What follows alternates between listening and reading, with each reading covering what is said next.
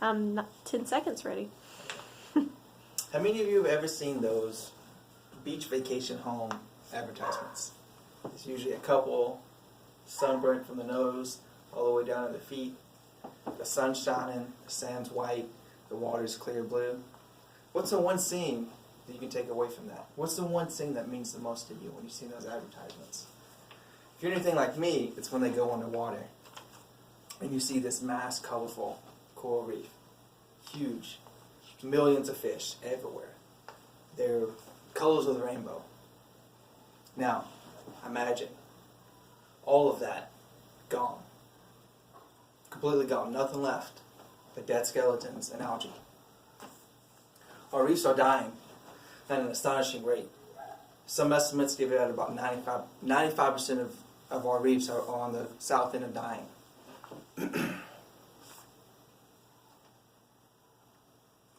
But there's one company, one foundation that's on the forefront of fixing that. $1, one frag, $1 at a time. The company is the Coral Restoration Foundation. So, who are they? What do they do? And how can you help? Well, let's begin with the problem. The biggest problem facing coral reefs right now is higher temperature change, higher water temperature. Imagine, for example, your body temperature is 98.6 degrees. Imagine what would happen if your body temperature went from 98 to 101 constantly, and it never changed. Imagine having that for weeks, months at a time. That's what happened to coral reefs.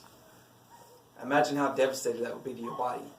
Now, the issue we have right now is inside a coral reef, corals, they're an animal. And inside of them, they hold a symbiotic relationship with a microalgae called Zooxanella.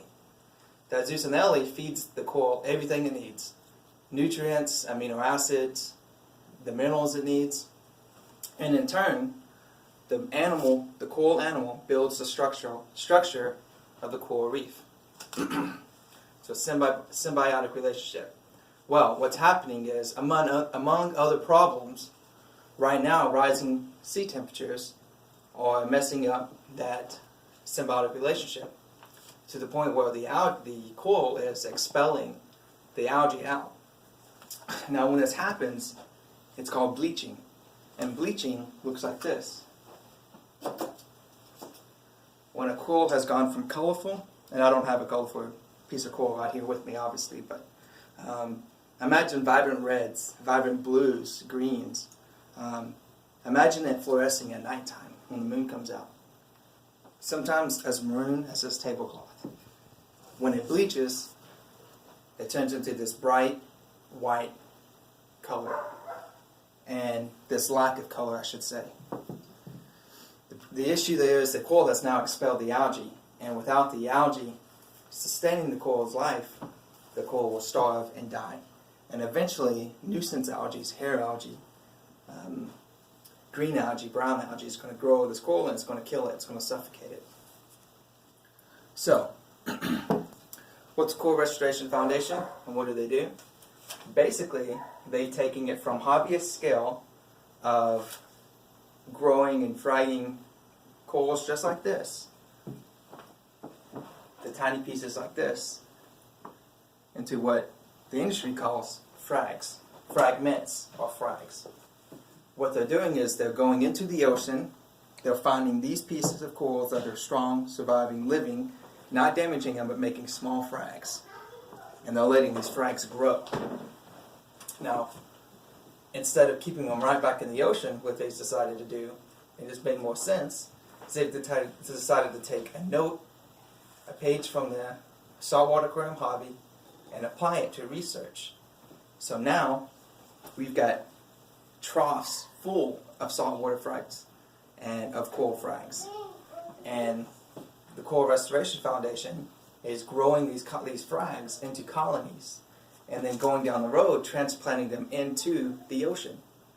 So now, in these stringent conditions of constant monitoring, constant testing, constant adjustments, and a whole lot of love, this company, this foundation is growing these colonies and planting them back in the ocean. Imagine the planet tree from the World Wildlife Foundation. Imagine rescuing a puppy and giving it a new home, which it can grow. That's the same thing with coral frags and coral colonies. So, what can you do to help? The easiest thing to do is go to coralrestoration.org. You can go there, check it out tonight. It's going to give you a layout of all of the money they received and what they do with all of the money. The easiest thing to do is go and donate. You can donate $1, you can donate $5, 10, 15, 20, 100, 500, 1,000. Whatever you have, donate. Now, you may ask yourself, what benefits do you get from donating? Well, for one, coral reefs are millions and billions of dollars into tourism for places like Australia, the Great Barrier Reef, obviously, Indonesia, who needs the money, as we all know, the Florida Keys, and Hawaii. All of these places need that tourism. They live off of it. Not only that, but these barrier reefs, I may have heard stories about World War I and World War II of American warships having to break through these reefs, that protection that they had at about 200 meters out from the shore.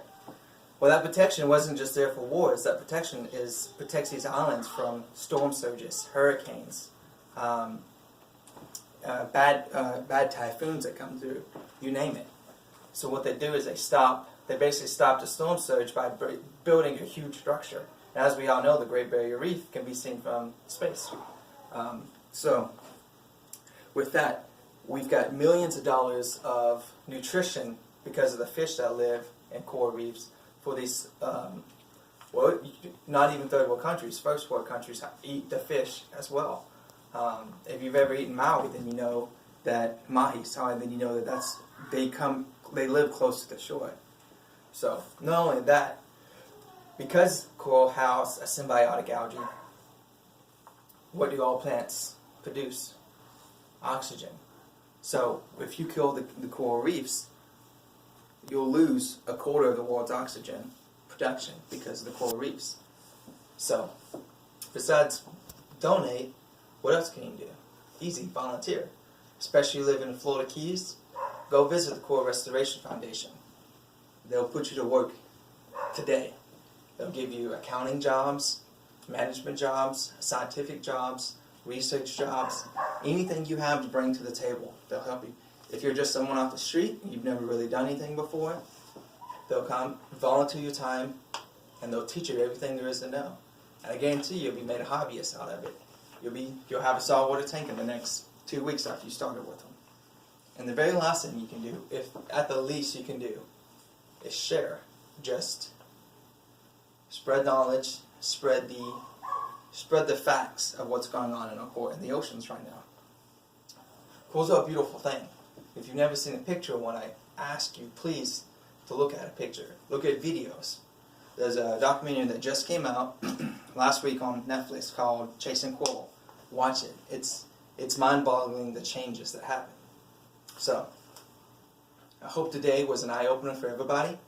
And remember, donate, volunteer, or research, and spread the knowledge. And that's all we can ask. Thank you.